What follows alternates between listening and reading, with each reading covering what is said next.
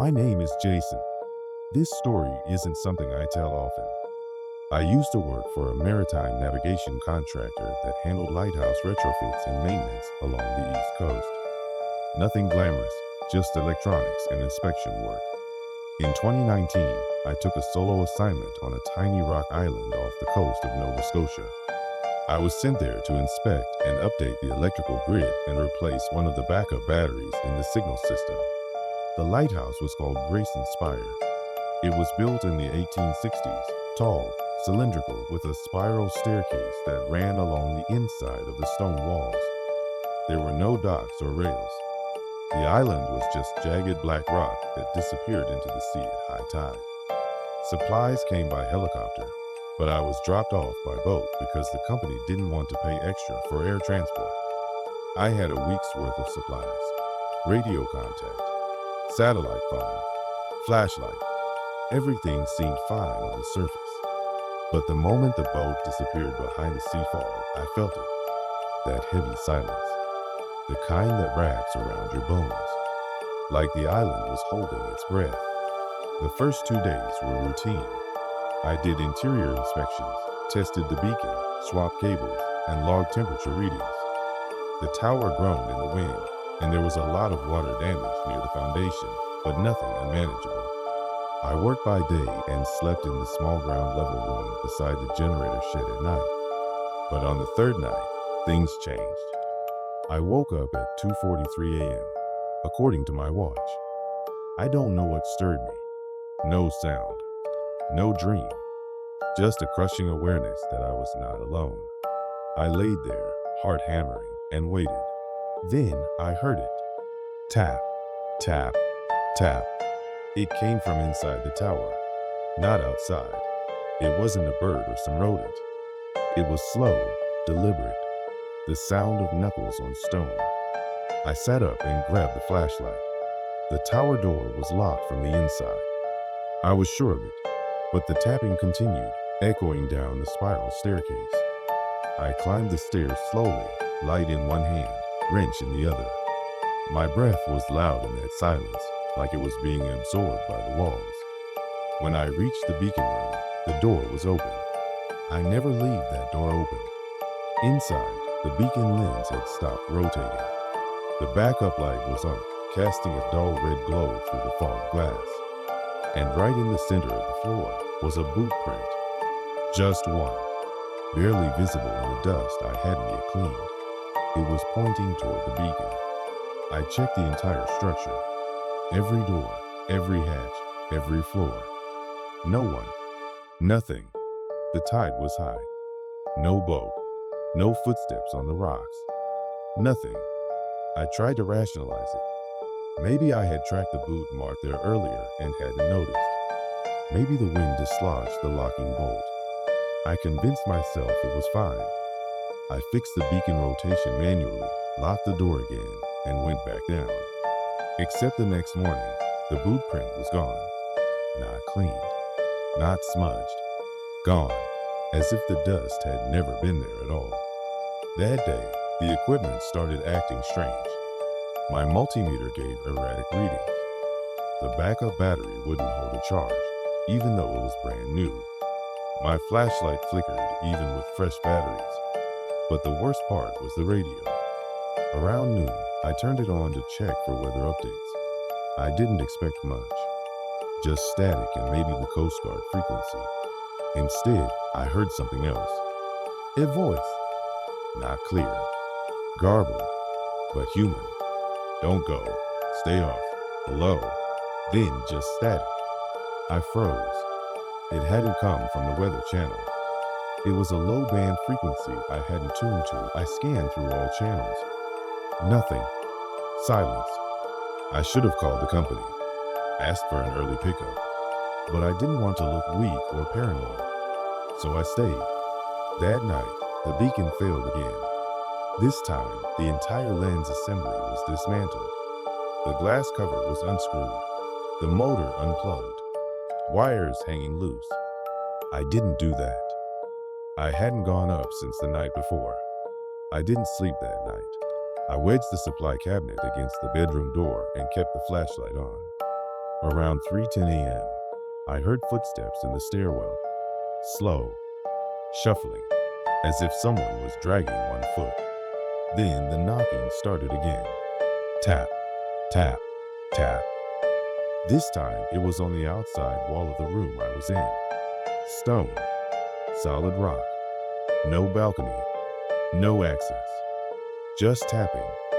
I whispered into the sat phone for an emergency pickup, told them there was equipment failure and possible vandalism. They said they'd send a boat by dawn. At first light, I packed everything and waited at the shoreline. The fog was dense, but the water was calm. I stood there for 3 hours. Then the radio crackled to life. "Jason, come back. We received a call from your number at 2:57 a.m. You said he's inside. What's your status?" I never made that call. I never touched the phone after the initial emergency message. The boat arrived just before noon. I didn't speak. I didn't explain. I just handed them the equipment logs and told them I was done with offshore assignments. When I got home, I reviewed the tower footage. Every station has an internal CCTV setup. All 7 days were recorded, except for the beacon room. That feed was black. Corrupted, they said. But I know what I saw, what I heard. Something was in that tower with me, and it wanted the light to stay off. My brother Mark was stationed as a seasonal maintenance tech for the Department of Fisheries in 2018. He worked primarily along the Pacific Northwest coast, dealing with buoys, weather stations, and occasionally, old maritime facilities the government still kept on record. Most of these places were abandoned relics from the early 1900s, useless to modern navigation, but still officially listed as government property. One of those places was a lighthouse called Kittredge Point. It was a remote site built on a cliff peninsula only reachable by ATV or boat, depending on the tide. There were no roads, no power grid, no phone service. Mark had been assigned to do a routine inspection of the lighthouse structure, log atmospheric readings, and evaluate a proposed solar panel installation for potential reuse. It was supposed to be a 3-day solo assignment. He never made it to day 3. When I talked to him about it months later, because for a long time he didn't want to, he told me he's never looked at light the same way since. He arrived on a Monday morning after an hour-long boat drop with the local Marine Patrol. From there, he hiked the rest of the way with a pack, toolkit, and satellite radio. The lighthouse wasn't tall, maybe 30 feet. The place was carved directly into the coastal rock, with a small adjacent keeper's quarters that hadn't been used in decades. It still had furniture, a cot, shelves, and a rusted stove. Mark told me the first day was boring, if not eerie. The fog was thick, the kind that clings to your face and muffles everything. He set up base inside the keeper's room, took notes, checked the stairs inside the lighthouse, and did an external safety sweep. But there was something strange about the light itself. Kittredge Point had supposedly been disconnected years ago, confirmed in paperwork, archived logs, and utility records. But when Mark arrived, the light was blinking, dim, slow, inconsistent, but still blinking. He assumed it was some kind of low-energy battery loop still running off a weathered circuit board, or maybe residual current from a broken solar connection. It wasn't bright enough to be a hazard, so he made a note to report it, but didn't think much else of it. That night, around 1:45 a.m., Mark woke up sweating. The room was freezing. He looked out the small square window next to his cot and saw the beacon light flash across the rocks outside. Except this time it was stronger. The beam cut clean through the fog, illuminating the entire cliffside. It rotated slowly, methodically, like a fully powered mechanism. Mark sat up, confused, and immediately went to the tower to check it out. The control panel was dark, dusty, completely disconnected, but the light kept turning. No gears, no hum of electricity, no motor, just light and motion. Mark didn't sleep the rest of the night. At sunrise, it stopped, like it had never been on. And for a moment, he thought maybe he dreamed it, until he checked the rocks outside. There were footprints in the dirt, dozens of them, bare feet, circling the tower. looping around the stairs. And he told me this part with a shake in his voice. One set of prints led directly from the edge of the cliff to the base of the tower, and then up the steps to the lantern room. No way in. No handrails disturbed. Just prints. As if someone had walked up through the air. Mark used his sat radio to request a check-in with HQ. They logged it. Told him to proceed unless he felt physically unsafe. He didn't want to explain what was really happening. How do you say the light is haunted over official channels? So he stayed. That second night is when everything went sideways. He stayed awake, flashlight and folding knife on hand, eyes locked on the tower window. Around 2:10 a.m., the beacon started spinning again. Only this time, there was no light, just motion. The glass lens turned, even though the gears were still silent. Then he saw something else. A flicker inside the tower, like a shadow was pacing just behind the lens. He bolted for the exit, planning to head to the cliff and set off the emergency flare. But the door wouldn't open. Not jammed, not locked. It just wouldn't open. He threw his weight against it. Nothing. The air inside the room was heavy now, like it had weight. His flashlight flickered. The radio let out a burst of static and died. Then the sound started. A low, rhythmic thudding, like a heartbeat, coming from inside the tower walls. It got louder, closer. Then, it stopped. Silence. For a long time, Mark said he didn't move, didn't breathe, just stood there with his knife pointed at the door. Eventually, the door creaked open on its own. Just a crack, enough to feel the wind come through. And that's when he saw it. Standing on the far end of the cliff, where no trail led and no person should be able to stand, was a figure, dressed in what looked like a faded keeper's uniform. Just standing, watching, and behind him, the light flared to life. It didn't rotate. It didn't blink. It focused, straight on Mark's window, like a spotlight. Mark ran. He grabbed his gear, left the tools, and sprinted to the shoreline where the drop team had landed him. He activated the backup beacon flare and waited in the wind for nearly 6 hours. When the boat finally arrived, they found him crouched behind a boulder, clutching the sat radio with frozen fingers. They told him he looked like he hadn't slept in days. He told them he didn't remember sleeping at all. When HQ reviewed the case, they marked the lighthouse as structurally compromised and unsafe for future field assignments. No mention of the light being active. No mention of the figure. Just red tape. That was the last lighthouse Mark ever visited. He transferred to inland monitoring within 6 months. I asked him once if he thought it was all in his head. Stress, isolation, maybe even a gas leak. He just shook his head and said one sentence I haven't forgotten since. The light wasn't showing the way. It was looking.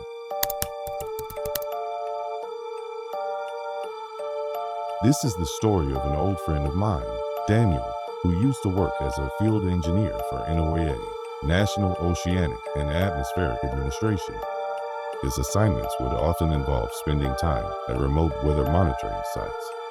In 2016, Daniel was sent to a station known as NOAA Station 11, located near a chain of uninhabited islands off the coast of Alaska. Station 11 was never open to the public. It wasn't marked on civilian maps, and even NOAA personnel didn't visit it unless absolutely necessary. The station consisted of a small, elevated structure with a climate monitoring tower, an old lighthouse retrofitted with instruments, and a one-room shelter for overnight stays. Daniel was told it would be a solo mission, 3 days to calibrate the instruments and replace the external sensors. He was flown in by helicopter and dropped on a narrow landing pad carved into the rocks. The pilot was scheduled to return on the morning of the 4th day. The station was cold, isolated, and half covered in seabird droppings. But the most disturbing thing, Daniel told me later, was how quiet it was. No birds squawking, no ocean crashing, just wind, constant and unnatural. The lighthouse tower, which wasn't in use anymore, still had the massive original Fresnel lens intact. Daniel told me he was tempted to go up and check it out, just to admire the old structure. He didn't on the first day. He focused on checking the sensors instead. Everything seemed fine, if a little dusty. It was on the second night when he noticed something strange. While reviewing the internal system logs on the station's computer, Daniel saw a folder labeled Beacon Activity Manual Logs. It didn't make sense. The beacon hadn't been operational in years. But when he opened the folder, he found recent entries dated only a few weeks earlier. Each log was a single sentence, all typed in plain text. Light activated, 2:09 a.m. Rotational pattern, irregular. Movement detected at base of tower. Daniel assumed someone had misfiled the data, maybe copied it from another station, but there were too many logs, and the times were all between 2 and 3 a.m. every few nights. That night, Daniel decided to stay awake and monitor the tower through the shelter window. At 2:12 a.m., the light came on. It wasn't supposed to. There was no power running to the lens. But there it was, bright and silent, rotating slowly, illuminating the rocks below. Then, something moved at the edge of the beam. Figure. Daniel said it stood perfectly still just outside the perimeter of the tower. He couldn't make out features, just a long coat, possibly wet, and a hood. He tried to take a photo, but the camera on his tablet glitched as if something interfered with the signal. Then, the light stopped. The figure was gone. Daniel didn't sleep. At dawn, he climbed the tower. There were no footprints, no disturbances. But inside the beacon chamber, lying in the center of the floor, was a spiral-bound logbook. It wasn't NOAA issued. It was handwritten. Most of the pages were water-stained or torn, but a few entries were readable. They were dated from 1983, 1994, and the most recent one was April 2016, less than 2 months before Daniel arrived. All 3 logs mentioned a similar phrase: do not turn on the light. If it turns itself on, do not go to the tower. It sees better in the fog. Daniel closed the log and immediately packed his gear. He tried using the satellite phone to request an early pickup, but the signal kept dropping. NOAA protocol required him to stay unless there was a confirmed life-threatening situation. The next night, the light came on again. This time, there were 2 figures, both standing, not moving, at opposite ends of the rocky outcrop. And then, the door to the shelter creaked open. Not a bang, not a slam, just the soft, deliberate sound of old hinges giving way. Daniel pointed his flashlight toward the entrance, but it flickered and went out. He backed into the corner of the shelter, holding a wrench in his hand, and listened. No footsteps, no voice, just the rotating beam of the lighthouse sweeping across the window every few seconds. And then he heard it, a knock on the outer wall, followed by another, and another. But they weren't random. They were in pattern. 3 knocks. Pause.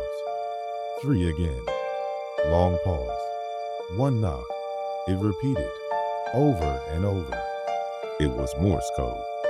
Daniel knew a little. He grabbed a pencil and jotted the pattern. Stay. That was all.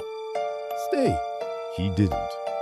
At first light, he forced the sat phone to connect by standing on the highest rock near the helipad.